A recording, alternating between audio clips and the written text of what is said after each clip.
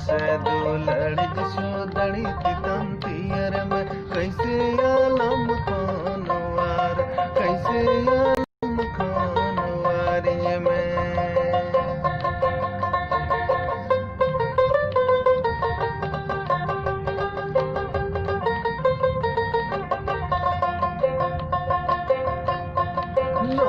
धरती जिसु कैसे आलम घड़ी घड़ी जिसु लगे नोआ धरती जिसु कैसे आलम घड़ी घड़ी जिसु लगे माशे दुलड़ जिसु दड़ी तितम तियर में कैसे आलम खानवार कैसे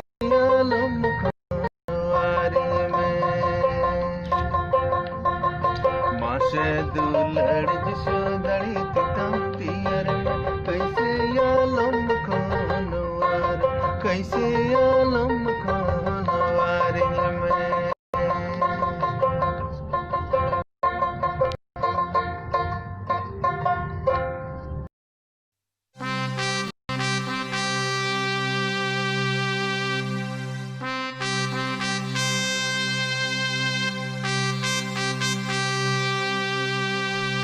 बिलन बिलन टंडीरे तला बिलन टंडीरे सदिन सकवाड़ा गांजो मोका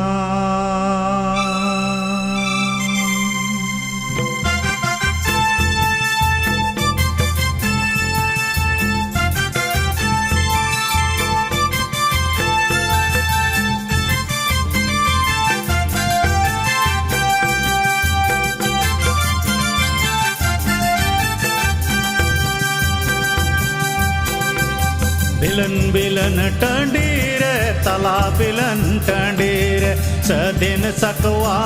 जो मौका बिलन बिलन टंडीरे तला बिलन टंडीरे सदिन सकवा जो मौका नोआ सदिन क्वा तो कोई हाले नौरोंगे नोआ sakwa srema godit ko orongen ka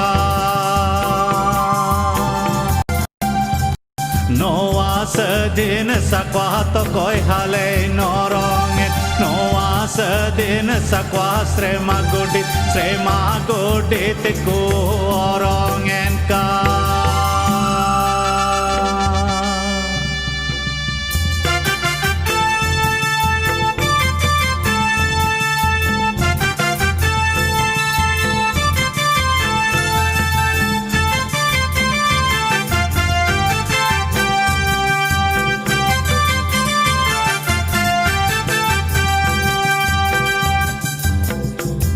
बिलन बिलन टंडीरे तला बिलन टंडीरे सदिन सकवाड़ा गांजो मौका बिलन बिलन टंडीरे तला बिलन टंडीरे सदिन सकवाड़ा गांजो मौका नोआ सदिन सकवा तो कोई हाले नौरोंगे नोआ सदिन सकवा srema godit ku orongen ka sedin sakwa to koi hale noronge noa sedin sakwa srema godit ku orongen ka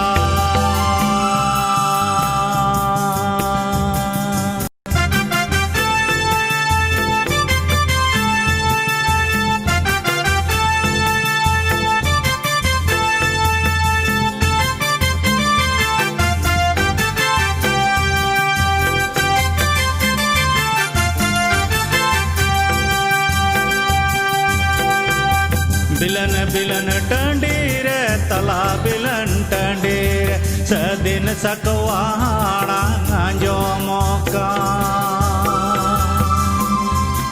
बिलन बिलन टंडीरे tala bilan tandire sedin sakwahana anjomoka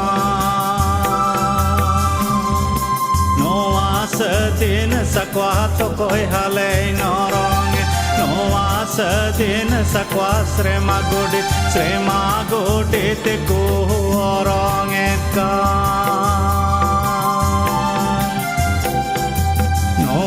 sedin sakwa to koi hale norong noa sedin sakwa srema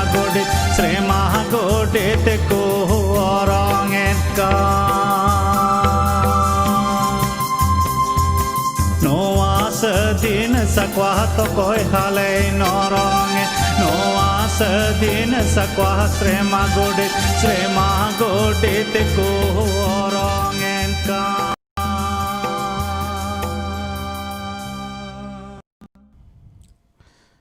joto ko johar ar tehinya noa program re ape joto ko atang darame pe kana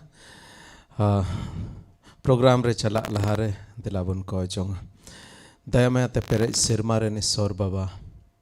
sarhat me kana le prabhu ente amdo sarigi dadi ani isor kanam daya ani isor kanam ar prabhu amdo ekenalem binau ka leona moto do bang alem dulur ka liya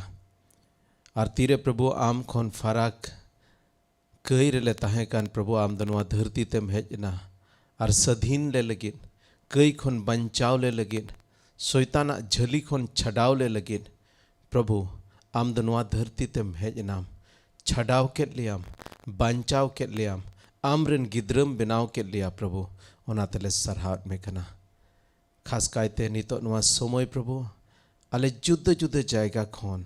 online platform होते थे प्रभु ले न्यापाम जरवाव खाना एकेन मीटे गयाले जोस और मतलब दो आमले सरहाव में हाले सिरिंग कोते थे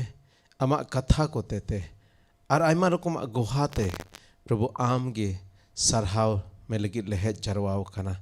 प्रभु अमा तीरले जिम खाना आले अंतर को अमा तीरले जिमयत खाना शास्त्र रंग कथा को ले अंजम रे प्रभु आले मोने अंतर संगे आम गिम गालमरावा एसोनोत जिव आम गिम अयुर लिया मिमित जिनिस रे आम गिम गड़वा लिया प्रभु आले कोयत कना प्रभु नितो खास कायते ओका आमा कथा से ले चला प्रभु आले संगे बोहा एनोस कोई दो बांग्लादेश खोज नितो जोड़ाव में ना है प्रभु उन्हीं आमा तीरन जिमय दिया एसोनोत जीव आम के उन्हीं अयुरिया आम के उन्हीं दाड़िया चोइया और आम के उन्हीं बुदा किले में माया आमा कथा लय रे प्रभु आम के उनिम गोड़ो आरम भोराया और आले तिना ले अंजोमेत कान प्रभु आले मिमित को आमा तीरले जिम कना प्रभु नोआ कथा दो बोहा एनोस दो बांग आमा कथा कना प्रभु और आमेम रोड़ेत कान लेका जेमन आले ले अंजोम और तिहिना नोआ समय रे जेमन प्रभु आमा अड़ांग ले अंजोम दाड़िया दया वाले में भोराले में कोयत कना ले प्रभु आले रन होड़ हपन को लगिन मिमित कुम अयुर लिया सरहाव और मान आमा गे हुयुमा मान और महिमा आम इमाम सला नुमा कोई जोंग कोय कदले जिसु मसीह तुमते दया करते अंजो मारा तांग में आमीन आमीन आमीन अदनी तो अबो संगे बोया एनोस बांग्लादेश जोड़ाव मेनाया आदो अमा माइक अनम्यूट ओके अनम्यूट के दाम ठीक गया मा जोहार बोया एनोस अड़ी ते अड़ी आयमा सरहाव तिहिन नोआ समय मेन एमकाव खाना एमखाना आर लहाम मेन के लेका जे आम बिना वीसा तगे पूरा इंडिया रम बोलो दाड़े कावदा दो नोआ दो ऑनलाइन प्लेटफॉर्म होते तगे होय काना आर तिना रस्कर नंग कथा संगिन संगिन रे मेना बोन रहा जुदा जुदा दिसम रे मेना बोन रहो जुदा जुदा जायगा रे मेना बोन रहो नोंका बोन नेपेल ᱧᱟᱯᱟᱢ दाड़ेया आर से नोआ साव साव ते निते ñerel को अडी उतर होड़ अलांग सुगै को जोड़ाव काना आदो जतो को अडी आयमा सरहाव तेहिन पे जोड़ाव कान लगिन आर बोया एनोस आम हो अडी आयमा सरहाव शास्त्र नंग कथा खन लई लगिन कोई मा ऑलरेडी को चुकौ कादा जेमन ईश्वर बाबा आमे अयुर में आर आया कथा को आमा मुचाते आले संगे गालमारा आदो नोआ समय आमा तिरिन जिमैदा मा आम मिनजिमा आम कना ठीक गया आयमा सरहाव मानतान पास्टर रेवरेंड सुशील कुमार मारांडी जोतो को जोहार निया ऑक्टे रे नोआ यूट्यूब चैनल नोआ होप फॉर संताल रे जोड़ा बांग्लादेश इंडिया नेपाल खन मसिरे जोतो संताल बयहा बिसरा कोइन से खन आयमा दुलड़ आर मानुष झरिं एमा पेकना आसिंग दोहायदा प्रभुआ दाया आर गड़ते मजा नपाय मिनाक पेया प्रभुआ के सरहा हुई को ताइमा आर हो अतेम गदिया तिहिं आपे सामंग रे सस्तर खन मी बार कथा लई हटिंग आर मी बार गुहा हो लई ले आइमा सरहा इ माकिन कना मानतान पास्टर रेवरेंड सुशील कुमार मार्डी आर रेवरेंड जॉन सोरेन इने कते रेवरेंड पातासो आर मिना को आइमा मानतान को अकोय दो जाओगे नोआ चैनल होतेते ऑनलाइन बाइबल स्टडी होतेते आइमा लिकाते स्कूल आर उद्योग को इमापुन का प्रभु की सरहा हुई को ताइमा जे निया ऑक्टेरे नोआ कोरोना वायरस से नोआ मुश्किल ऑक्टेरे नोआ महामारी ऑक्टेरे अबु पे पिया दिसम रे ने जोड़ा चौका जुदी नोआ वायरस बांग हुइलन खान पसे नोंकाना ओहोगी मेन किया जे नोंकाना मिटन अद्दो हुई को आसेबा तो ओनाते आइमा सरहाव सरिकी प्रभु हर बुझो द आइमा समय मुश्किल गया आर नोआ तालाते नोआ ऑनलाइन मेना जे नोआ टेक्नोलॉजी खातिर ते तिहिं मिमि ठै खन बन जोड़ाव कना इन बड़ाया बांग्लादेश रे हो आइमा जगह खय दन निया ऑक्टे रे को जोड़ाव कना आर हो जोहारी जतो को बांग्लादेश इंडिया आर नेपाल खन अडी मौज मिटन अद्दो हुई कना निया ऑक्टे रे नोआ ऑनलाइन बाइबल स्टडी रे जोड़ाव लगी आर नित हो अड़ी जस्ती तो बांग प्रचार आकना आर ओना खातिर ते आइमा हर दो हुई दाड़े बाबुन जोड़ाव दाड़े का कुआ मेनखान बई बईते पासनाप कना आले जाओगी ले दुड़ुबो कना से जूम मीटिंग ले शुरू कना से ले जोड़ाव कना जाओ सुकुल बार बांग्लादेश इंडिया आर नेपाल रेन आर आइमा लेकाना गालमाराव कयजों बाइबल खन थोड़ा अंजम नुकाते समय दो ले पारोमेट कना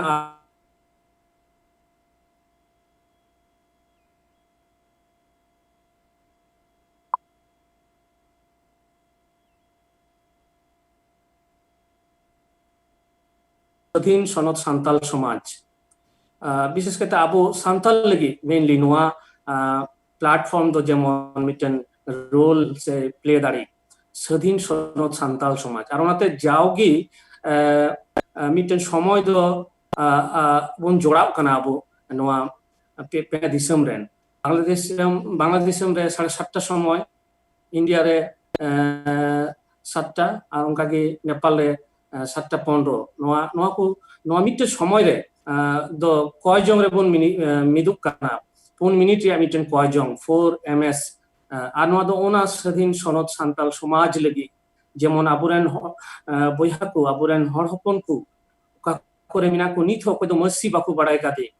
उका कोई कुठे तो निथ भागी संवाद बांग सेटर कान जेमन उठे बन सेटर दाड़िया से को बच्चा को नाम दाड़िया निया जून चांदो दो अबुआ संताल हुल माहा कना 30 जून आर नोआ दिन रे हर हपन को अति उद्गव दो नेलोआ आइमा जगह आइमा कना प्रोग्राम बांग्लादेश हो को सपरा कना आइमा लीफलेट को डिस्ट्रीब्यूशन इदा ओना दिन मनाव लगी इंडिया रे हो कटिगी उनका के मिमी ठई करे हो जे हर हपन को ओना दिन हेन खान बुम दिसेया जे सरिगे आइमा संताल हर हपन दो मिना बुना आर्मी ऑक्टर दो बुम संथाव लिना आर इंग्रेज खुदो से नोआ उपमहादेश रे बुम संथाव चलिना आर इन मेना जे प्रभु दयाव का बुना मानतन सुशील दा माजे माजे लया जे इन पर की मिशनरी को दुको हेलिना नोआ उपमहादेश रे पछे ओना समय दो आइमा दो रात दो छोटे चलाव कना आर भागी संवाद दो अबुठे हेना आर आइमा लिकाते फेराव दो हेना वकील से लिकाते धर्म से लिकाते आर जतो से लिकाते आर ना फेराव दो बई बईते पासना कना नोआ ऑनलाइन बाइबल स्टडी रे जदि अडी आइमा समय दो बनुआ मुचरे आरो न्यारे हा मानतन सुशील दा थोड़ा जोड़ाव तिहिं का विषय चितान रे आपे समंग रे kan ona do ka bishoy lay ona do Sonot Jiu babot abo bun badaya aburen sirma baba do penemi ishwar kanai penemi baba kanai aj do ayak bhitre pe hor mina ko ako gi pe hor kana apa hona Sonot Jiu onate Genesis re hobun nyela tin jokhe manwai tiar ke kedia un jokhe unka ol mina dela nito ita manwa bun tiar kai legi to nungkana abu pe hor minaya aj bhitre gi ar pe hor do juda gya aima somoy hu dare nungkana hudis he dari ko aje Sonot Jiu do arho miten hor kanai se bang Sonot Jiu ho miten person kanai se miten hor kanai pe hor gi ko juda gya ar pe hor ko mid gya ishora design do adi juda aj chelka penemi unka abo manwa ko ho abo bhitri ho ona trinity do mina kata do bon men dare ki aje hormo mon ar jiwi abu do eken jil hartaren do bon bang kana abo bhitre abo do miten mon mina an kate jiwi do mina menkhan aburan agil hapram se Adam Hawa unkina khoi khatir te ona spirit bagita bona tina do prabhu bon atang di tina do mithe bon suru kan bai bai te ona spirit do abwa jiwi ro kana to uni Sonot Jiu uni tesari hor babotin menda uni jiu babotin menda niya okte do kana Sonot Jiu ria okte kana nito do Pentecost ria robibar ko chalak kana abwa church kore do abo bun manaw da Pentecost ria dosa tesar nongka ar nito do na Sonot Jiu ria okte do chalak kana abun badaya Sonot Jiu do ona mare gela din re tin jo ko nyam ke dia adi hahara do hui kana adi hahara ghotona do ghotaw jodi sostor se thoda bon chala menkhan ar ina kate mi bar gohain leya sostore jodi bon yel lekhai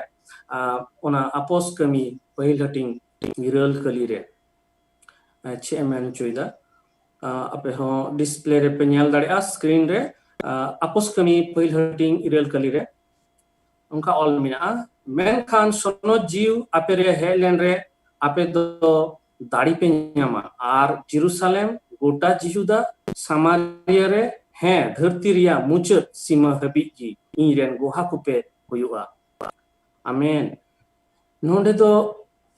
uni Jisu Masi unko chela ko meta ko kana jiwet beri en tayom tin jokhe ar ko nyapamena ente bun badaya ungel din uni do noa dhārti re tahe kana ar mimi oktare mimi jaga re chela ko songe sodorok kan thara chela ko ten ar tin serma te rakabok kan una oktare nungkana miten katha doy ror tulda je uni goroi pe nyam likhai ape do daṛepe ńama Sonot Jiu do abo isei ko lagi abo ko prabhu na atankati abo lagi do miten power kana uni do miten power kana miten dari kana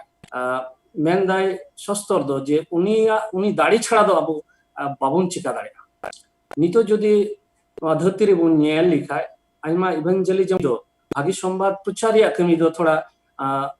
thir akana se nongka mite jagare sen kate atkaw kana aima hor se aima lekana katha do bon anjom da no ho sariya katha kan gya je Sonot Jiu do church ko do se Sonot Jiu do unku prabhuren guti ko do baku larchar dariwai kana baku kami dariwai kana uni freedom baku mai kana uni access baku mai kana uni jemon kami daria aima somoy abo manwa ko নিজেরা credit লাগি সে নিজেরা দাড়ি সে নিজে সদর লাগি নিজে তেবুন কুরুমুটয়া আর উন সময় দ বাং হুয়ুক কানা উনি Sonot Jiu রিয়া অক্তে কানা অক্তরে এবং উনিয়া দাড়ি দ বাকু চিকা দাড়া নন্ডে তিন জোকে moon নেলা Jisu Masi men utule ko aje bape ńama দাড়ি bape ńama se uni he lekhan ape daṛepe ńama ar gohape ema goṭa dhārti re juk Riya mucātʼ simạ hābic'ge ińren gohakope huiba adi juda katha je daড়ি aima lekate banglate bonona sahosem ńama mite katha rod ria sahosem ńama tin joke Jisu Masi ko na jiwet biri nai pe mahalare menkhan ine kate chela ko do arho aku apana pin kami ko ruwar chalawna una din unku songe tahe kana una kathai leyak ko menkhan je Jisu Masi bonuya unku ame kon arho unku do apana pin theri ko chalawna ine kate bun badaya tin joke johone nyam johone mitadi thana ona ganga ari re tin joke je prabhu am kuli lidia johon kuli uchulina je am do noa ko khoi indirem dularinya arun joke bun anyama pedhom ᱡᱚᱱ ᱫᱚᱭ ᱨᱚᱲ ᱨᱩᱣᱟᱹᱲ ᱟᱫᱮ, ᱦᱮᱸ ᱯᱨᱚᱵᱷᱩ ᱟᱢ ᱫᱚᱢ ᱵᱟᱲᱟᱭ ᱟᱢ ᱛᱤᱱᱟᱹᱜ ᱟᱸᱴᱤᱧ ᱫᱩᱞᱟᱹᱲ ᱢᱮᱭᱟ, ᱟᱨ ᱡᱤᱥᱩᱭ ᱢᱮᱛᱟᱭ ᱠᱟᱱᱟ ᱫᱩ ᱤᱧᱨᱮᱱ ᱵᱷᱤᱰᱤ ᱠᱚ ᱜᱩᱯᱤ ᱠᱚᱢ᱾ ᱛᱚ ᱤᱱᱟᱹ ᱠᱟᱛᱮ ᱵᱟᱹᱭ ᱵᱟᱹᱭᱛᱮ ᱡᱤᱥᱩ ᱢᱟᱥᱤ ᱟᱨᱦᱚᱸᱭ ᱦᱟᱹᱨ ᱥᱟᱢᱴᱟᱣ ᱠᱮᱫ ᱠᱚᱣᱟ᱾ ᱵᱟᱲᱟᱭ ᱠᱟᱱ ᱛᱟᱦᱮᱱ ᱜᱮᱭᱟ ᱱᱚᱝᱠᱟᱱᱟᱜ ᱢᱤᱫᱴᱮᱱ ᱥᱤᱪᱩᱭᱮᱥᱚᱱ ᱥᱮ ᱱᱚᱝᱠᱟᱱᱟᱜ ᱢᱤᱫᱴᱮᱱ ᱚᱵᱚᱥᱛᱷᱟ ᱫᱚ ᱦᱩᱭᱩᱜᱼᱟ, ᱟᱡᱨᱮᱱ ᱪᱮᱞᱟ ᱠᱚ ᱪᱷᱤᱝ ᱪᱷᱟᱹᱛᱩᱨ ᱞᱮᱱᱟ ᱠᱚ, ᱟᱨᱦᱚᱸᱭ ᱦᱟᱹᱨ ᱥᱟᱢᱴᱟᱣ ᱠᱮᱫ ᱠᱚᱣᱟ᱾ ᱡᱩᱫᱟᱹ ᱡᱩᱫᱟᱹ ᱥᱚᱢᱚᱭ ᱨᱮ ᱡᱩᱫᱟᱹ ᱡᱩᱫᱟᱹ ᱴᱷᱟᱹᱭ ᱨᱮ ᱧᱟᱯᱟᱢ ᱞᱮᱱᱟ, ᱚᱠᱟ ᱫᱚ ᱵᱟᱨ ᱦᱚᱲ, ᱚᱠᱟ ᱫᱚ ᱢᱤᱫ ᱦᱚᱲ, ᱟᱭᱢᱟ ᱞᱮᱠᱟ ᱠᱟᱛᱮ ᱤᱱᱟᱹ ᱠᱟᱛᱮ ᱢᱩᱪᱟᱹᱫ ᱨᱮᱫᱚ ᱠᱤᱱᱛᱩ ᱟᱨᱦᱚᱸᱭ ᱡᱚᱛᱚ ᱠᱚᱴᱷᱮᱱᱮ ᱧᱟᱯᱟᱢ ᱦᱚᱪᱚ ᱞᱮᱱᱟ᱾ ᱟᱨ ᱚᱱᱟ ᱥᱚᱢᱚᱭ ᱩᱱᱤ ᱛᱷᱚᱢᱟ ᱦᱚᱸ ᱵᱟᱭ ᱯᱟᱹᱛᱭᱟᱹᱜ ᱠᱟᱱ ᱛᱟᱦᱮᱱᱟ, ᱡᱮ ᱧᱮᱞ ᱠᱟᱫᱮᱭᱟ᱾ ᱟᱨ ᱛᱷᱚᱢᱟ ᱛᱟᱭᱱᱚᱢ ᱛᱮᱫᱚ ᱯᱟᱹᱛᱭᱟᱹᱣ ᱮᱱᱟ ᱛᱤᱱ ᱡᱚᱠᱷᱮᱡ ᱩᱱᱤ ᱡᱚᱴᱮᱫ ᱠᱮᱫᱮᱭᱟ᱾ ᱟᱨ ᱤᱱᱟᱹ ᱠᱟᱛᱮ ᱡᱤᱥᱩ ᱟᱭᱢᱟ ᱠᱟᱛᱷᱟ ᱫᱚᱭ ᱞᱟᱹᱭᱟᱫ ᱠᱚᱣᱟ᱾ ᱟᱨ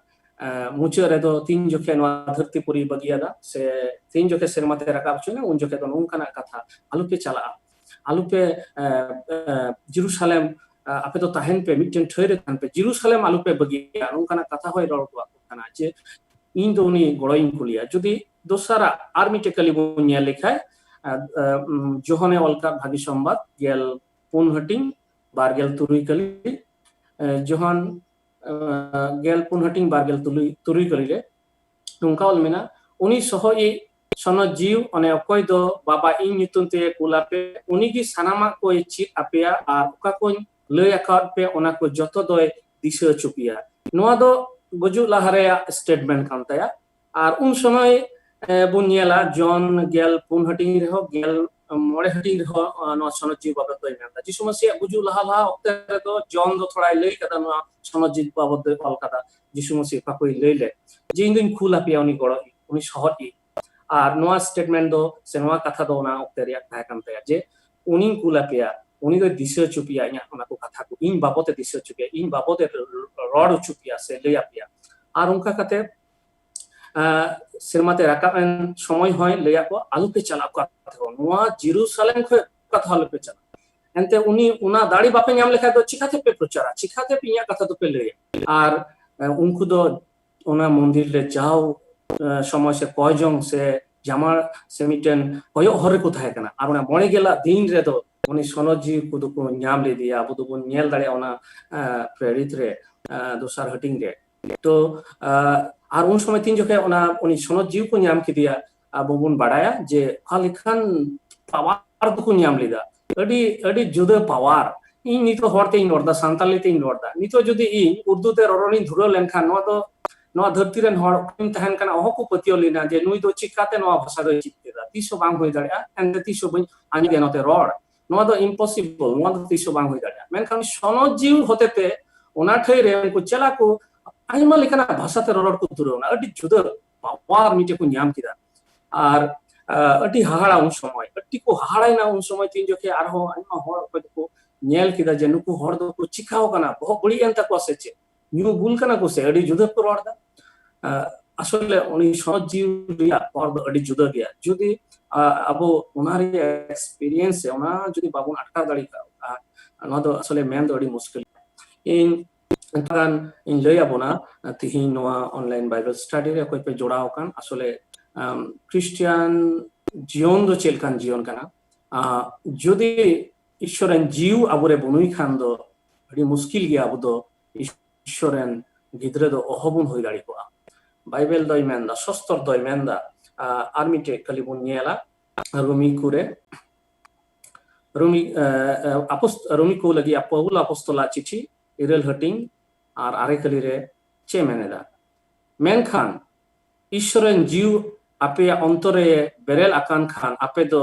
কই গবলরেন দপে বাংকানা বিচ কম সনদ জিউ গবলরেন কানাপে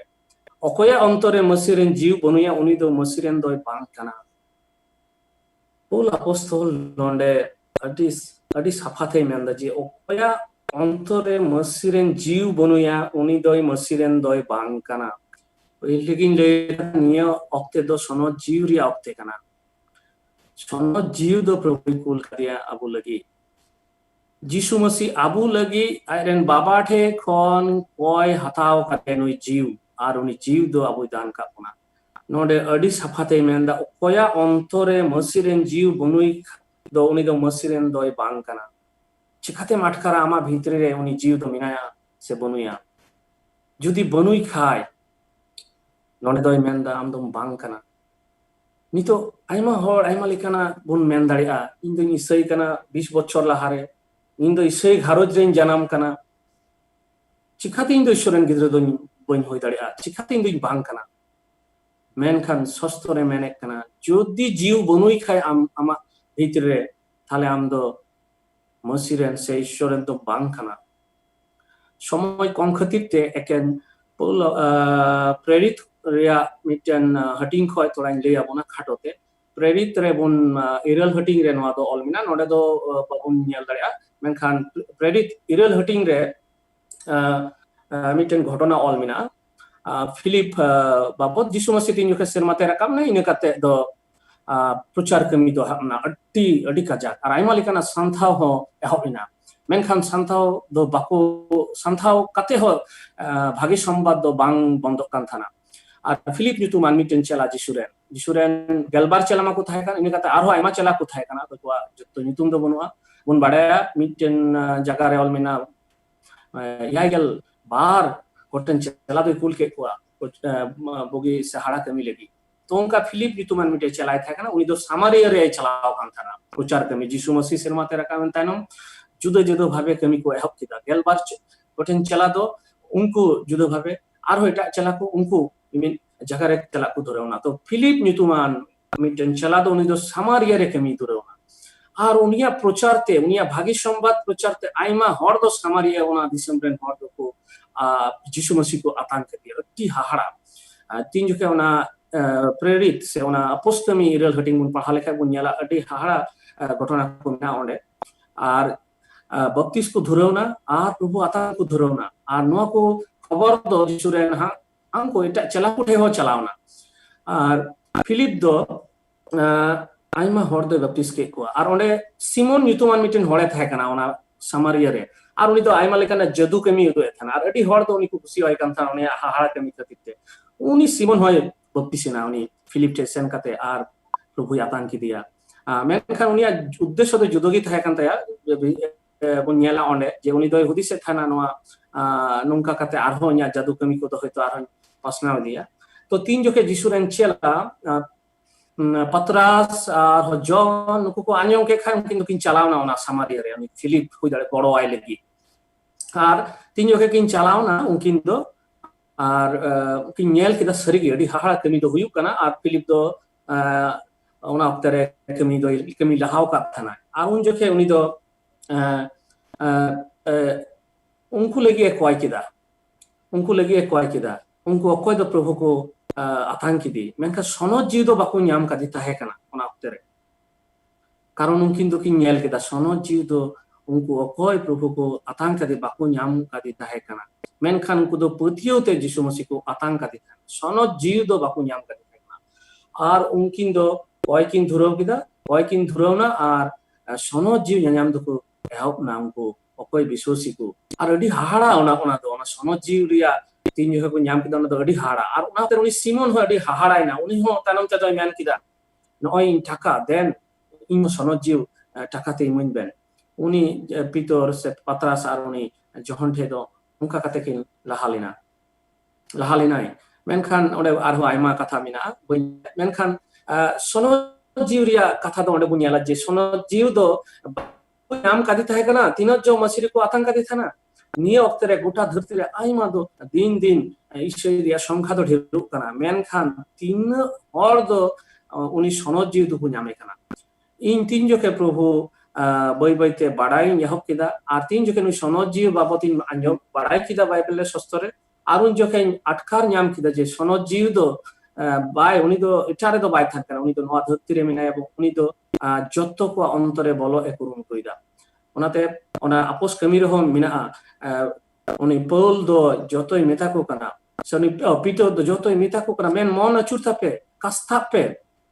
आर उनी दान हिसाबते उनी सनत जिउ आथांगे पे चेलका काते उनी सनत जिउ दो ᱧाम दाड़ी किया सनत जिउ रिया कमी दो चे कना गालातियो रे अडी पुष्टोते मिना मोळे हटिंग रे जे सनत जिउ तीन जुके आमरे ताहेना आमा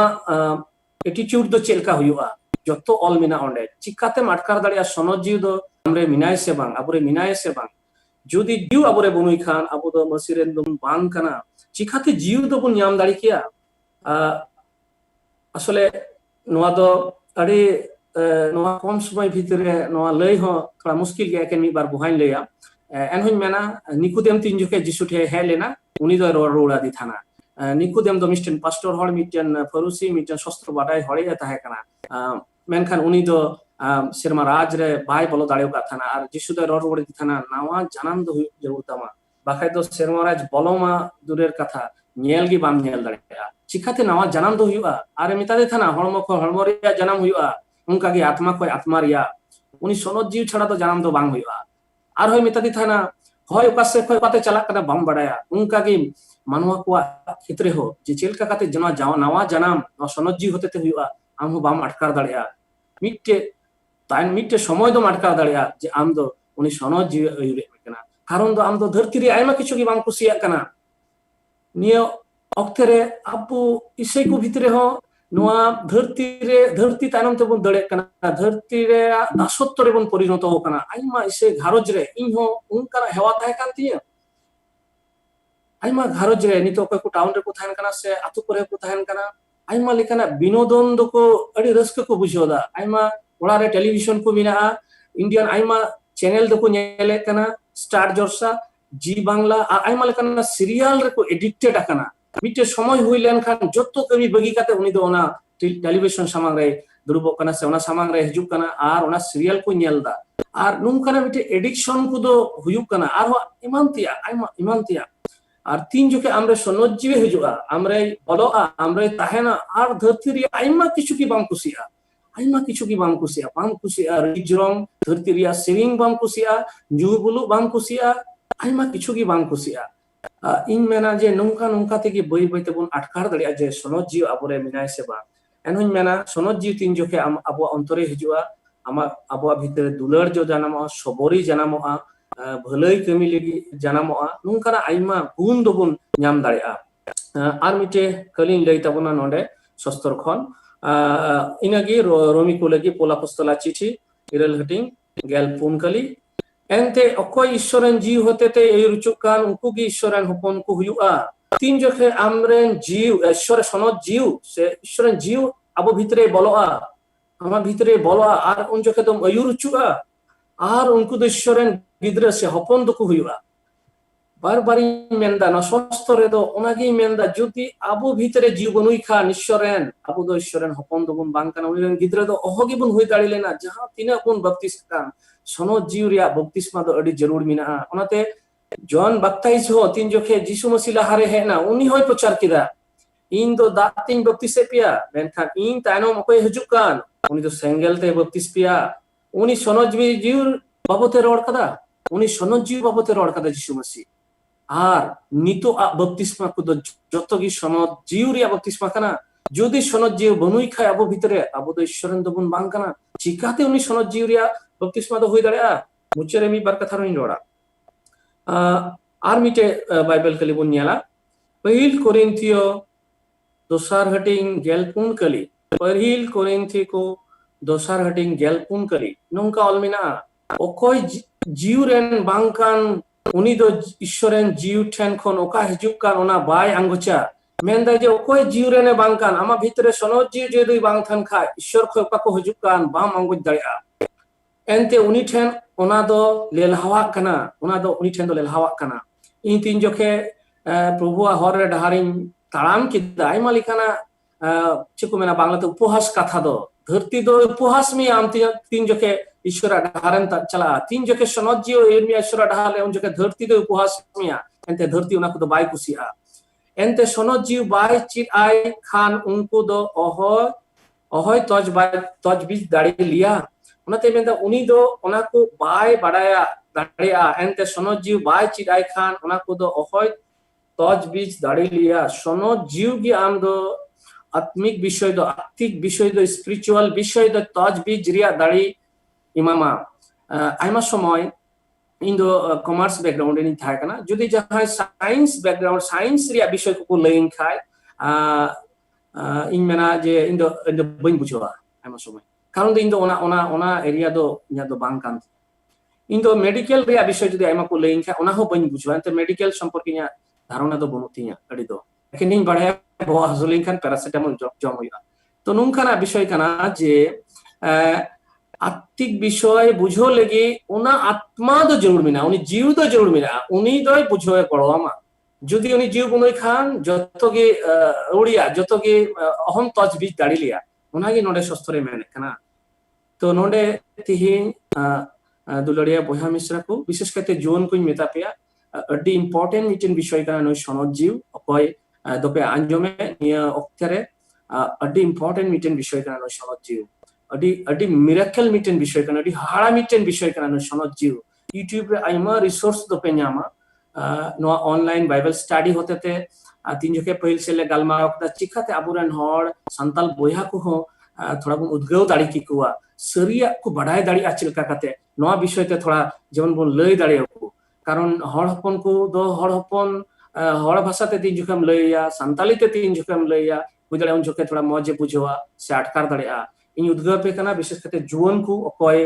निया जुगरन कान पे अकय द धरती रिया आइमा इनफॉरमेशन कोते आइमा लिकाना धरती रिया विषय कोते अब माइंड द ब्लॉग आकान थोड़ा गान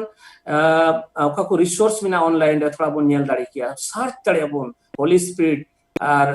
the power of holy spirit आइमा लिकाते आइमा हाहाड़ा कमी दो हुयु कना गोटा धरती रे नि ऑक्ते रे से आइमा दिन खनो होली स्पिरिट से सनत जीव पावर दो सदर कना मी बार गुहा लय सनाय दिया एंते क्रिश्चियन जीवन दो जदि आमा गुहा बनु खाय जहां टेस्टिमोनी बनु खाय प्रभु आमा जीवन रे कलका कते कमियो कदा इन मेना जे निथ अडी फराक रे मिना पुना प्रभु आइमा सरहाव आया नोआ डहार रे दिन के दिन सदरो कना इनठेन आइमा लिकाते सदरो कना आइमा हाहाड़ा कमी दो नेल काताया आर इन अटकार कदा उनिया पावर उनिया सुलूक या अंतरे तीन जखे प्रभु डहारे तारामिन धुरौना मणे 3 बछर लाहारे विशेष काते दिसे मिटे घटना मिटेन प्रोग्रामिंग होय चलदा नोआ बांग्लादेशम रे नोआ का जगारिन तहन कान आर गेल आरे गोटेन गिद्रो वा मिटे ट्रेनिंग प्रोग्राम दो थाय कना अडी इंटेंसिव मिटेन ट्रेनिंग दो थाय कना आर ओना ट्रेनिंग रे कोड़ा कुड़ी को थाय कना जुवन कोड़ा कुड़ी को थाय कना इया दो अडी जस्ती जुवन कोड़ा कुड़ी लगे अडी कागज दो मिना से हुदिस दो मिना जेमन ओना सरिया दो को बड़ाय दाड़िया सरिया पावर दो जेमन को ᱧᱟᱢ दाड़िया आर मोड़े दिन रे मिटे इंटेंसिव ट्रेनिंग रे उनको गेल आरे गोटेन गिद्रा दो ओना एक्सपीरियंस दो को ᱧाम लिदा से ओना पावर दो को नेल लिदा को मेते से को अटकार लिदा आर ओना मोड़े दिन रे मुचाद दिन रे इन हो बन हुदिस दाड़ियो का थाना प्रभु चिलका काते सदरो नोआ ठैरे आर मुचाद दिन रे दो मिटेन अडी हाहाड़ा दो होइना इन दो 8 बजा वक्ते मुचाद दिन मिटेन कयजों दो हुई चुकदा विदाय अनुष्ठान दो हुई चुकदा आर मानतान पास्टर को थाय कना लीडर को थाय कना चेचे उनको दो नेवता ले को थोड़ा जेमन नुकु जुवन गिद्रे को थोड़ा पया को भरा को जेमन का चिचिरा बा दामाना संदेश को ᱧाम के का जिनिस को ᱧाम के जेमन नको साथ दो दाड़िया आर ठीक 8 बजा वक्ते रे दो नो आयहपना इन थोड़ा इन रोड किदा इन कते जुवन को थोड़ा अति हिमा को इन कते लीडर को उसकुर के को इन कते मुचो रे दो इन होवा को समंग से जेमन को तिंगो समंग रे आर कोड़ा कोड़ी उनका बारिया लाइन ती को तिंगोइना आर पास्टर को नेहरा को आर इन होइन तहाइना आर उनको लगी दो कोकोइले हब किदा आर तीन जके उनका कोकोइले हब किदा अचका गी अड्डी हाहाड़ा दो होइना इन दो अड्डी सपड़ा दो बोइन थाय कना नोंकाना या उदिस थाय कना 40 मिनट 45 मिनट रे नो दोइन चाबाया मेनखान तीन जखे कोकोइले हबना अड्डी हाहाड़ा एकलते रारा को दुरौना नको जुवन कोड़ा कुड़ी को अपान अपिन आर बाकु सामड़ा दाड़िया दा को हरमो मी हर दो भिंगरना आइमा हर दो जत्तो गी बाको तिंगु बाको तहा दाड़िया दा मी हर छाड़ा जत्तो को ako हरमो रे कंट्रोल दो को आट किदा आर को भिंगरना आर उनको दो ठी आट थरथरा को दुरौना आर आदम को दो ठी आट आड़ांग आके किकियो को दुरौना चेल कमिटी बड़ी जी हरमो रे तहन खाय उनी दो मौज बाय बुझो आर उन जके दो उडो को अथो लगावाई खाना आर उनका मिटे सिचुएशन दो हुईना ले अटकार किदा इन पर्सनली अटकार किदा सनत जीवा दाड़ी आर ओना जगह रे ओना हॉल रूम रे सनत जीवा उपस्थिति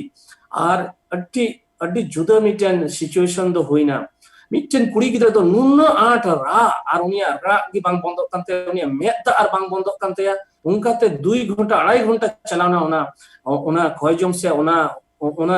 मैनिफेस्टेशन इन मेना जे सनत जीव रिया से बड़ी जीव do ar one bai tahe dare da ar unku ko bhitri khoi uduk chalana mi hore menda je muchere gohai nyom le dam ko mi hore menda inya bhitri khoi chi uduk chalak kana ar in do marshali nyel da bolo kana inte hajuk kana ar chi uduk chalak kana to aima nungkana goha do unku do ko em leda ar in atkar leda miten gidra do tik art unia dan dise je uni do ar program chabaina ona program and uni do mehet da bang jorok kan taya bang bondok kan taya ar sabhabik regi bai he dare kan taya kana ina kate ar mite jaga re sur din ria jodi indai khai niya march chando tin jokhe no corona february chando corona hop lahar ge ar mite onkana June program thaye kana no dinajpure ar onde do turuigel more June ko thaye kana no do Sunday school ya mukte program thaye kana ar ona do unko thoda ayur ko chid ako ayur chid ako teacher Sunday school teacher ko amiten June teacher ko amiten training se seminar to thaye kana miten jarwa do thaye kana तो इኛ मिटे ओत थाय kana onde prohua katha lay hating ar mi gonta re mite program session din hataw leda ar June ko do adi attentive ko थाय kana adi mon lagaw kate prohua katha ko anjome थाय kana ar muche okte re do indo thoda nehora ko ma nito do joto ko bun tinguna ar abu med bun bondoya sebun japida ar thik ishwar se jishu masi se focus do bunema ar unka mi ghadi dole thirna ar kojong in yahap kita arine kate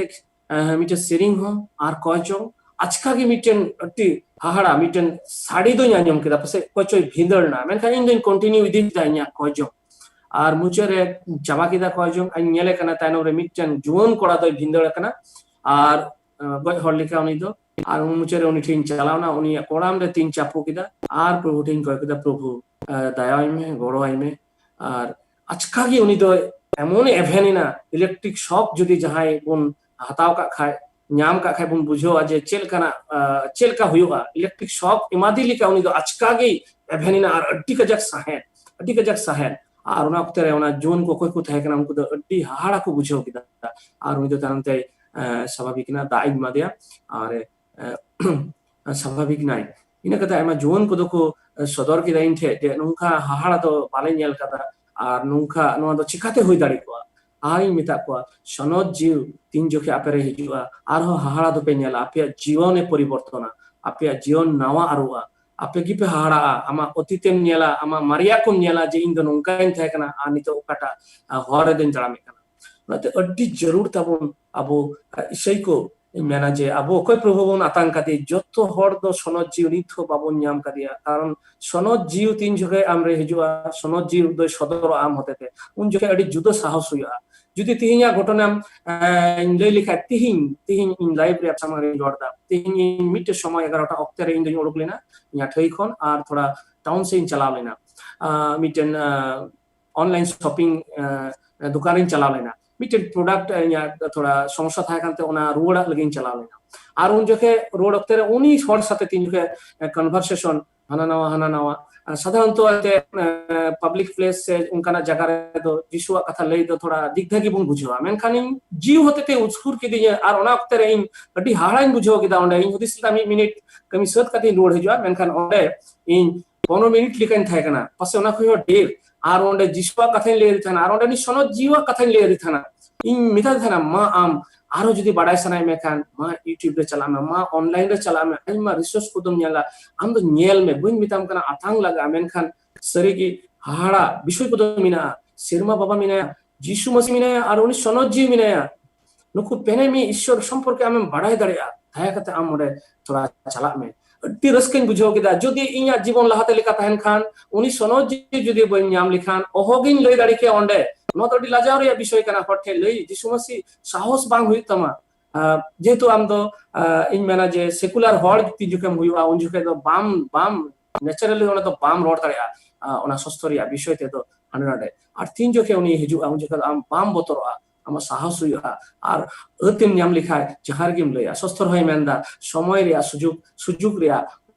उपयुक्त व्यवहार पे तो ओनाते नि अक्तरे उद्गोबना जतको उनी सनजी बाबत आरो बाडाय सस्तरे आइमा विषय तो मिना सनजी बाबत रे ᱥᱚᱥᱛᱚᱨ ᱨᱮᱭᱟᱜ ᱠᱟᱛᱷᱟ ᱠᱚᱫᱚ ᱡᱟᱣᱜᱮ ᱯᱟᱲᱦᱟᱜ ᱞᱟᱜᱟᱣ ᱵᱚᱱᱟ ᱟᱨ ᱱᱚᱣᱟ ᱵᱟᱭᱵᱮᱞ ᱫᱚ ᱟᱹᱰᱤ ᱟᱸᱴ ᱫᱤᱱᱟᱹᱢ ᱦᱤᱞᱳᱜ ᱥᱴᱟᱰᱤ ᱡᱟᱹᱨᱩᱲ ᱟᱵᱚᱱᱟ ᱦᱳᱞᱤ ᱥᱯᱤᱨᱤᱴ ᱱᱚᱣᱟ ᱥᱚᱥᱛᱚᱨ ᱵᱟᱰᱟᱭ ᱞᱟᱹᱜᱤᱫ ᱦᱚᱸ ᱜᱚᱲᱚ ᱟᱵᱚᱱᱟ ᱫᱟᱲᱮ ᱮᱢᱟ ᱵᱚᱱᱟ ᱥᱟᱦᱚᱥᱮ ᱮᱢᱟ ᱵᱚᱱᱟ ᱯᱟᱣᱟᱨᱮ ᱮᱢᱟ ᱵᱚᱱᱟ ᱩᱱᱤᱭᱟᱜ ᱨᱟᱡᱽ ᱯᱟᱥᱱᱟᱣ ᱞᱟᱹᱜᱤᱫ ᱡᱩᱫᱤ ᱥᱚᱱᱚᱛ ᱡᱤᱣᱤ ᱪᱷᱟᱲᱟ ᱵᱚᱱ ᱠᱟᱹᱢᱤ ᱵᱚᱱ ᱮᱦᱚᱵ ᱞᱮᱠᱷᱟᱡ ᱫᱚ ᱢᱩᱥᱠᱤᱞ ᱜᱮᱭᱟ ᱱᱚᱣᱟ ᱫᱷᱟᱹᱨᱛᱤ ᱨᱮ ᱵᱟᱵᱚᱱ ᱥᱟᱠᱥᱮᱥফᱩল ᱵᱟᱵᱚᱱ ᱦᱩᱭ ᱫᱟᱲᱮᱭᱟᱜᱼᱟ ᱢᱮᱱᱠᱷᱟᱱ ᱛᱤᱱ ᱡᱚᱠᱷᱮᱡ ᱫᱟᱲᱮ ᱵᱚᱱ ᱧᱟᱢᱟ ᱡᱤᱥᱩᱭ ᱢᱮᱛᱟ ᱠᱚ ᱛᱟᱦᱮᱱᱟ ᱟᱨ ᱫᱟᱲᱮ ᱯᱮ ᱧᱟᱢᱟ ᱟᱨ ᱤᱧᱟᱹᱜ ᱜᱚᱦᱟkope ᱞᱟᱹᱭᱟ ᱛᱤᱦᱤᱧ ᱩᱱᱤᱭᱟᱜ ᱜᱚᱦᱟ ᱤᱧ ᱡᱟᱜᱤᱧ ᱞᱟᱹᱭᱟ ᱮᱱᱦᱚᱸ ᱠᱩᱨᱩᱢᱩᱴᱩᱭᱮᱫᱟ ᱞᱟᱹᱭ ᱫᱟᱲᱮᱭᱟᱜ ᱠᱟᱱᱟ ᱚᱱᱟ ᱥᱟᱦᱚᱥ ᱦᱩᱭᱩᱜ ᱠᱟᱱ ᱛᱤᱧᱟ ᱟᱥᱤᱧ ᱫᱚᱦᱚᱭᱟ ᱱᱤᱭᱟᱹ ᱚᱠᱛᱮ ᱨᱮ ᱱᱤᱭᱟᱹ ᱢᱤᱫ ᱵᱟᱨ ᱠᱟᱛᱷᱟ ᱠᱚᱛᱮ थोड़ा उद्गव पे नाम कदा प्रभु जो को गड़ो आरे भरा पे मा से भरा बुन मा आया कथा लई लगी भागी संबाद लई लगी सनत जिउ रिया दाड़ी जेमन एमा बुन मा से सनत जिउ ते जेमन अयुब बुन मा आर लहाय दी बुन मा आरे पेरेज बुन मा जो को आयमा आयमा जोहार इसे खन निया कोरोना वक्त रे प्रभु जो को मजा नापाय दहो पे मा से बुन तहा दाड़ी जामड़ाकान बुन थान उनी रे ताले की से बुन था दाड़ा निया की जो को आयमा आयमा जोहार Rita Dadi Aima Sarhaw Boyha Enos Eken Sonot Jiu babot tem layat bun ina katha do bang ona saw sawte goha hom lay kida chet leka Sonot Jiu chalawen din korai kami kada iñ hoñ disaya iñ do mite bidin kharonch re janam horiñ tahe kana ar tire ranchi reñ padha kan tahe kana minya jibon do aima rokom badi se chalaw di kan tahe kana আর ওনা কো দিন গি পাস্টর জন সরেন হালিং দ মিত তিলিং পড়াও কানা উনি হেজনা hedge কতে যিশু মসি বাবতে লইয়া দিনা আর উন জুখাই দ ইñ দ যিশু মসি বাবত পতিও গি বাং তো ঈশ্বর বাবত গি পতিও বাং থাহে কান তিনা মেন খাতিরে যিশু মসি বাবতে লইয়া দিনা উনি জীবনে বদল দাড়েয়া ইñ দ ডেট ডেট কয় জং দিনম হিলোñ হব কেদা মেন কেদাñ প্রভু যিশু যদি আমেম ঈশ্বর কান খা ইña জীবন বদল তিñ মে আর ওনা হস্টেল রেনাং পান্না লজ তাহে কানা না লজ রেলিং তাহেন কান তাহে কানা আদো দিনম হিলোগ ইñ দেñ ইখড়ুমা আর ডেট ডেনিং কয় জঙ্গা কয়েক দিন হই না আর আডি জাস্তি চিন হো বাং চেকাও কান তাহে কানা মনে হো বাং বদল কানা চিন হো বাং মেনখাই সানা তাহে কানা আর ইñ কয়া দিনম হিলোগ গি উনকা সেতা রেñ কয়া আদো 12 সিতম্বর 1988 জন দ হো দিনা তিংনা সুশীল আম লগিত কয় জং ইñ মেনেদা आदो कोई जोंग लगित मेन केट खाइन मेन के हपोई थोड़ा बुक सफा ᱧᱚᱜ हेज लेन गे मतलब somehow उनका अटकार दा छै ईश्वर बाबा टिन हिजुक कना सफा मोनेते हिजुक जमन थोड़ा बुक सफा बड़ायना इनतम हेज कते ते कोय दिना आदो कोय दिना उन हिलो द चिन होमांग चेकाल ना मेन के दोसार हिलो तीरे एकदम इखड़ुमिना दिनम गे इंद सेता रे बिरेट सावते इखड़ुम गॉड एन गे रिन कोया इखड़ुम गॉड एन आर कोकोय होबेना उन नुंकाñ अटकार केदा सनत जीवा जोटेट उन हिलो नुंकाñ अटकार केदा जे ओकोय चोय हबोर कादिन लेका हड़ुब कादिन लेका आर इᱧ मिमिट बड़िया जिनिस कुñ दिसैदा आर उनाñ कास्ता इñ होबेना आदो बय बयते मेद दा जरो होबना रारा इñ होबेना हॉस्टेल रे एकदम पुरो अरफा तरफी मचावना छेद चेखायना छेनवा हंते रते को दड़ गुइदा द जन मेता कना चेन हलो पे चिकाया उनी द कोय जोंगेत कना और उनरें अटकार लेदा सनत जीवा उना जोटेट और आयमा आयमा समय उना को दिन अड्डी जायगा रे सनत जीव अड्डी तर अड्डी जाके कमी केदा दुमका ले सेने ना नेते हम कয়েক दिन बाद गे 13 सितंबर 1988 रंग कथा करना प्रभु जोटेट किदिया और उन लोग को जीवन बदलना इñ प्रभु उकाल का जो एकदम प्रभु प्रति ते मिटे उका को जिनिस मेने थे नोआ द बसे 30 हो इñ द बñ बगी दाड़ेया हाँ नोआ को मिट बार आदत था ना 30 हो बñ बगी दाड़ेया मेनखान जेल में उन हिलो को ओना प्रति ते मिटन उकाल का जो मिटे नफरत लेका जनामिना और ईश्वरा कथा ईश्वरा डहार रे तड़ाम से चलाओ लहा दीना दुमका ले चलाओ ना इन होज मन के ओका महीना तहे कना बñ दिसैदा एनुअल सिलन जुबली हुयो कान तहे कना दिसैदा ओना 88 नंग कथा कान गया पसे और चलावना ले हॉस्टेल रे उनके पत्र से तहे कना पत्रस उन्हीं प्रभु तो बाय अंगो चक्का देता है कना मसीह का रंज रे तहे कान रहो बाय अंगो चक्का देता है कना तबे उन्हीं ठेलिन चलावना ओंडे गले गालमरा इटे प्रोग्राम ले होई चोकिदा ओंडे हॉस्टेल रे 5 नंबर हॉस्टेल रे एसपी कॉलेज 5 नंबर हॉस्टेल रे और नुंका उन हिलो नुंका सनत जीव जतो होड़े जोटेट केट लिया एकदम ओंडेना स्थिति अड्डी तर अड्डी हर दूसरा है ना हैं और इनते रूम कोरे ले चलाव बड़ायल रहो ᱱᱩᱱᱟᱹᱜ ᱵᱚᱞᱮ ᱥᱚᱱᱚᱛ ᱡᱤᱣᱟᱜ ᱚᱸᱰᱮ ᱫᱟᱲᱮ ᱞᱮ ᱟᱴᱠᱟᱨᱮᱫᱟ ᱠᱚᱭᱚᱜ ᱧᱟᱯᱟᱢ ᱡᱚᱝ ᱠᱟᱱᱟ ᱢᱮᱫ ᱫᱟᱜ ᱡᱚᱨᱚᱜ ᱠᱟᱱᱟ ᱟᱨ ᱮᱠᱫᱚᱢ ᱥᱟᱢᱦᱟ ᱵᱚᱞᱮ ᱮᱠᱫᱚम ᱟᱹᱰᱤ ᱛᱮᱫ ᱟᱹᱰᱤ ᱫᱩᱥᱨᱟ ᱢᱟᱦᱚᱞ ᱟᱨ ᱚᱱᱮ ᱩᱱ हिलोग ᱜᱮ पत्रस ᱦᱚᱸ ᱟᱭᱟᱜ ᱡᱤᱵᱚᱱ ᱤᱭᱟᱹ ᱮᱢᱟᱫᱮᱭᱟ ᱯᱨᱚᱵᱷᱩ ᱮᱢᱟᱫᱮᱭᱟ ᱟᱨ ᱩᱱᱤ ᱢᱤᱫᱴᱮᱱ ᱱᱚᱝᱠᱟᱱ ᱩᱱᱤᱭᱟᱜ ᱜᱚᱦᱟᱛᱟ ᱦᱤᱡᱩᱜ ᱠᱟᱱ ᱫᱤᱱ ᱨᱮ ᱥᱮ ᱵᱚᱱ ᱟᱸᱡᱚᱢᱟ ᱱᱚᱝᱠᱟन ᱥथिति ᱨᱮ ᱛᱟᱦᱮᱸ ᱠᱟᱱᱟ ᱡᱟᱦᱟᱸ ᱠᱷᱚᱡ ᱩᱱᱤ ᱫᱚ ᱢᱤᱫᱴᱮᱱ ᱟᱹᱰᱤ ᱵᱟᱹᱲᱤᱡ ᱦᱚᱨ ᱨᱮ ᱛᱟᱲᱟᱢ ᱞᱟᱹᱜᱤᱫ ᱮ ᱥᱟᱯᱲᱟᱣ ᱟᱠᱟᱱ ᱛᱟᱦᱮᱸ ᱠᱟᱱᱟ ᱟᱨ ᱚᱸᱰᱮ ᱠᱷᱚᱱ ᱥᱚᱱᱚᱛ ᱡᱤᱣ ᱫᱚ ᱩᱱᱤ ᱨᱩᱣᱟᱹᱲ ᱠᱮᱫᱮᱭᱟ ᱢᱮᱱ ᱨᱮᱱᱟᱜ ᱟᱨ ᱤᱱᱟᱹ ᱪᱷᱟᱰᱟ ᱠᱟᱛᱮ कैंपस क्रूसेड इन जॉइन केदा 91 रे इनतेम जुवन को ताला रे कमी आयमा रकमा कॉन्फ्रेंस को होय बड़ा चो केदा आर जहाना प्रोग्राम ले होय चो रे मुच्चे दिन तो डेडिकेशन रंग प्रोग्राम ले होय चो आ डेडिकेशन प्रोग्राम रे आयमा जायगा रे नेल कदा सनोत जीव तो जोटे अकात को जुवन को आर तिहिन उनको को जुवन को मुद्रे अडी उतर तिहिन दो ईश्वर कमी रे मेना को उनको जीवन बदलना अद आम चुकाम मेन के शास्त्र को हम लैयात बोन अडी जरूर गया जतो इसई होड़ जहां मसी अबो जीवन बोन जिमो का दे अंगो चका दे अबो सनोत जीवा दाड़ीर नंग अडी जरूर गया ना सनोत जीवा बपतिस्मा मतलब उनी रे उनुमो उनी रे जेमन उनी की अबो कंट्रोल बोन चेक लेकाते शास्त्र रे मेनता दारखा रासा ते दो आलोपे न्यू बुलुआ बिचकम सनोत जीवते पेरेजो पे अद नोवा न्यू बुलु और सनोत जीवा मिटे सिमिलरिटी मेना न्यू बुल होड़ दो ओना हंडी की उनी दो चिकाय दे कना कंट्रोल दे कना जजोम तिसे चला मेनखा लेंगाते से चला मेनखा जजोम उनी की उनी दे कंट्रोल किंडे मांडे माको तणामा सनोत जीव मेनोडे में हंडी को तो बोले सब दरखा रासा तो आलोपे न्यू बुलुआ बिचकम सनोत जीवते पेरेजो पे be control by the holy spirit नियंत्रण कंट्रोल सनोत जीवते संबड़ा पे आदो अड्डी दामन कथा तेज मन अंजम कादा और नोआगी जेमन कयजोंग रे बन तहन तिना हर पे जोड़ाव कान तबन तिनम हिलो जेमन नोआ बन कयजोंग ए सनोत जीव एनते ईश्वर बाबा दो नितो दो सनोत जीव रूप रे अबो तला रे मेनाया जिसु मसी रूप रे तिरे तहे कना केन मिद दम रे मिद जायगा रे तहन कान तहे कना मेनखाय तिरे सनोत जीव रूप रे हेजना उनी दो गुट्टा जायगा रे मेनाया एनते ईश्वर बाबा दो गुट्टा जायगा रे तहे दाड़ेया सनोत जीव रूप रे और नुआ इयत के सनोत जीव ईश्वर बाबा कुल का दिया जेमन अबो दाड़े माबन अबो बुद अकिले माबन अबो अयूर बोन और अबोरेन उनी सोसल हाय अबोरेन सोहर अड्डीते आयमा ᱧᱩᱛᱩᱢ सनोत जीव मेना और सनोत जीव दो नोंडे अबो गड़ो बोन लगिद हेज काना एकेन नुआ गे जेमन अबो उनी अत और अवसर बोन एमाय आदो नुआ को कथाते प्रभु आपे जो कोई भर आपे मा मिटे डेट कोई जों कते मुचे रे सेरिन ते बोन मुचे थोड़ा समय बढ़ती काना मेनखाय इन पति काना नोआ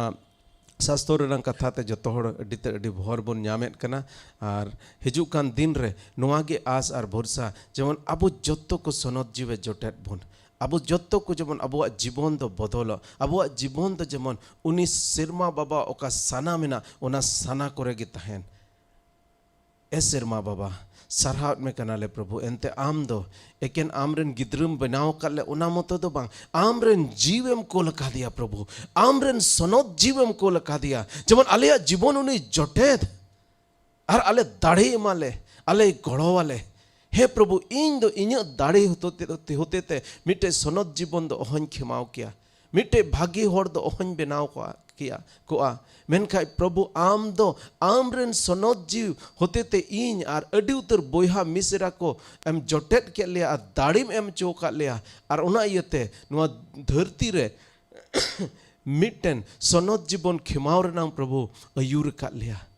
आरले पतिय कना प्रभु आमरेन उनी सनोत जीव होते ते कि प्रभु आलेरेन होड़ होपन को तिरे उनी सनोत जीव को ᱧᱟᱢᱮᱭᱟ सदीन सनोत संताल समाज रनांग ओना कुकुमु दो पूरा प्रभु ओनाते प्रभु ले नेहरो कना सरी के आले दोले कयान मानवा कना आयमा दम आम दोले प्रभु आम दोले दुक चौकात मिया आम दोले निहत काट मिया प्रभु ए प्रभु आलम आस्कितवा गड़ो वाले में अयूर लेम आलेरेन जुवन को नितों कोयत कना तिने को अंजोमेत कान मिमिद होड़ा जीवन रे प्रभु आमा दाड़ी जमन को अटकार दाड़ेया ᱟᱨ ᱡᱮᱢᱚᱱ ᱩᱱᱠᱩᱣᱟᱜ ᱡᱤᱵᱚᱱ ᱵᱚᱫᱚᱞᱚᱜ ᱟᱨ ᱦᱤᱡᱩᱜ ᱠᱟᱱ ᱫᱤᱱ ᱨᱮ ᱯᱨᱚᱵᱷᱩ ᱦᱟᱡᱟᱨ ᱦᱟᱡᱟर लाख लाख होड़ सांगी होड़ प्रभु आम ठेज के ले हिजू आम संगे ले तड़ाम और आम दाड़ी होते थे जेमन मिट्टे बदला जिनिस ले नेल दाड़े आले समाज करे प्रभु आम गेम आयुर लिया गड़ आरम भोर लिया खास कायते सरहाद में करें बोहा एनोस लगित उन्हें घारंज लगित उन्हें का आयुर लगित प्रभु आम बांग्लादेश रे ओका हुदरे आम दो का दे ओका जिम्मेदारी में आम का दे प्रभु आम गेम गड़ आरम भोर तीन बोहा आर मिसरा को नितो को जोड़ाव कर उनको आमा तीरें जीवन को प्रभु कोयत कना आम के उनको मिमित को जीवन हम जोटा उनको मिमित को जीवन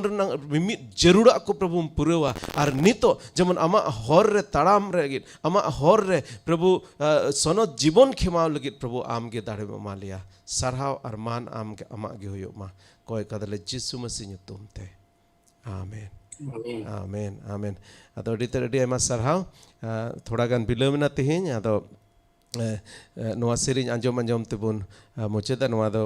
दुमकारेन पास्टर जॉन कलिसिया खो पास्टर जॉन कलिसिया खो दुमकारेन जुवन को मिटे सेरिñ को कोय को लकादा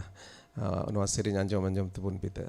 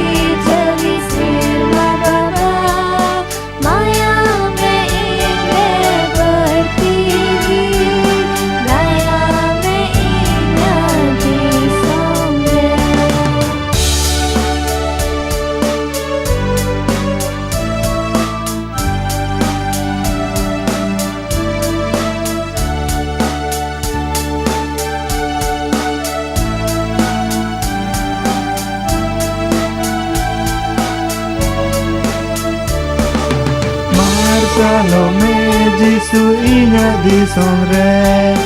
Mar Salome inya nyut ontore Mar Salome Jisu inya di somre Mar Salome inya nyut ontore Sandiran sanam tonong kon Sonot Jisu anak mayante Sadilam sanam tonang kon Sonot Jisu amayante Daya dari sirma baba Dari sisir jawi sirma baba Maya mingge bertinggi Daya mingga di sore